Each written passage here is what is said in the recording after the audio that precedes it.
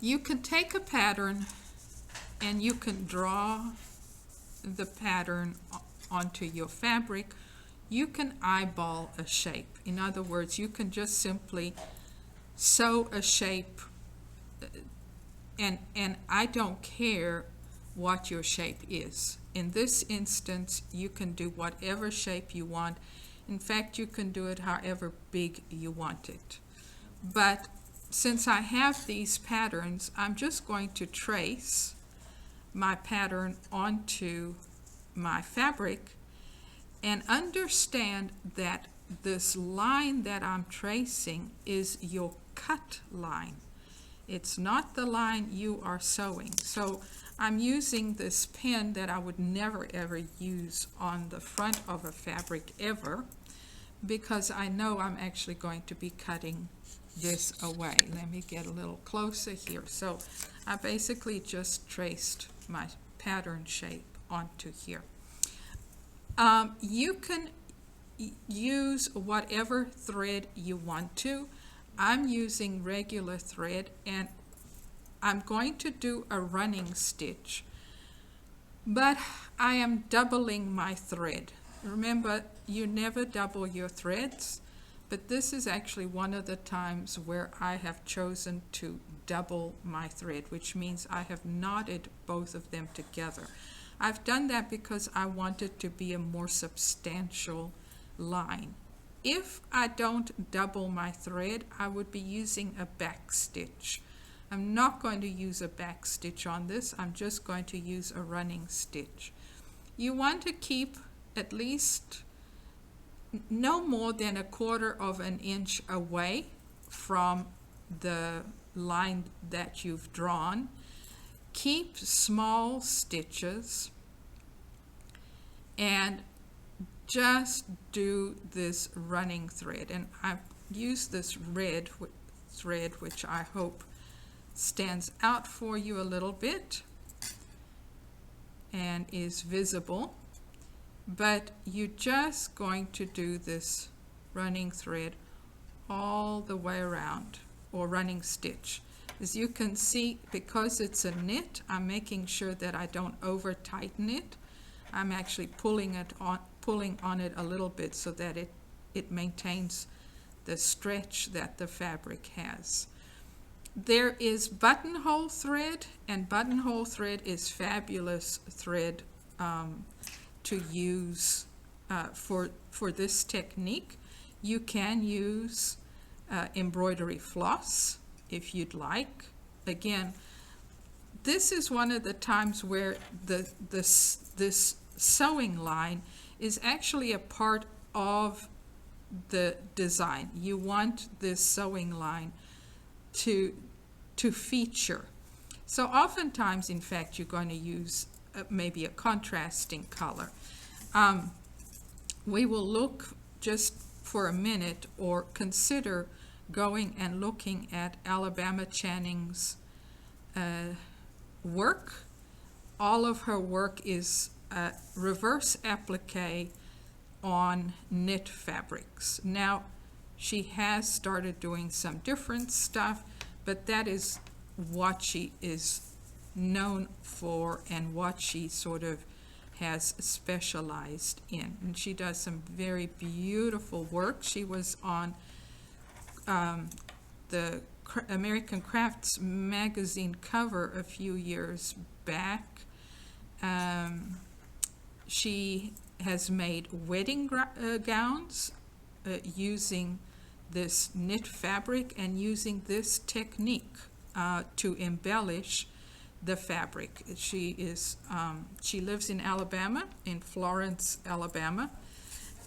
So for some people, that's not too far to drive. I'm tightened my stitches a little bit there, so I'm making sure that it all lays really nice and flat, and that I don't have too much pull on my thread.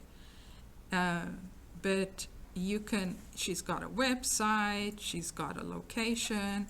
In fact, because she only uses knit fabrics, she also buys American harvested cotton and produced knit fabric. So if you ever want a good garment fabric in knits, her knit fabric is really quite nice to consider for garments. Of course, always remember that even with a nice fabric, how you want that fabric to lay and how you want that fabric to behave determines whether that is a suitable one or not. Now this is why I don't like doubling up on my threads, because you can see it. I have to battle a little bit to maintain the evenness with my threads. If I was using a buttonhole thread, I wouldn't have as much to contend with. And I hope I have just enough thread, although I don't think I'm actually going to have enough to get to the end here. I never go so close that I can't knot. So I'm going to go ahead and knot off right here and even just start again because I'm running out of thread. So I'm going to double knot here on the back, and I'm going to see I just ran out of thread. I can't even pull my needle back out, so that's okay. For the buttonhole thread, if we use it, we don't have to double it. No, it's so nice and thick you don't have to. So if you happen to have some at home, go ahead and use it. My embroidery floss is this very dark gray, what I have on hand, and I just didn't think that it would stand out very well. So that's why I'm not using it. Now I would continue my sewing line. In fact, since I've got so little, how about I just do that right now and finish this off. And then I am going to cut the top layer. Now remember, again, I sewed up less than 1/4 inch away from that line, but you know, 1/4 inch is a good distance to sew. My fabric here, my jersey knit, curls a lot, so I didn't want to even do 1/4 inch because when I cut this line, I don't want this to roll a lot. So those were all considerations that I made when I decided how far from the line I'm going to cut away that I've done this. Obviously you can use things like felt to do this, but you're not going to have felt on a garment, right? So this is garment fashions, garment materials, and garment considerations that we're making here. So I'm going to quickly just knot off on the back, double knot, and I'll clean up my threads back here later. I'll always come back and neaten them up. Okay, so now you're going to take a sharp pair of scissors and you're going to cut along this line. So you don't want to cut through both fabrics.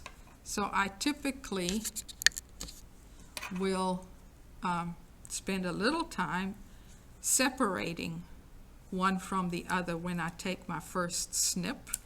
And I might even just snip in the middle and then walk it to the line I'm going to cut. And then being really careful that I'm not cutting below, I then snip away.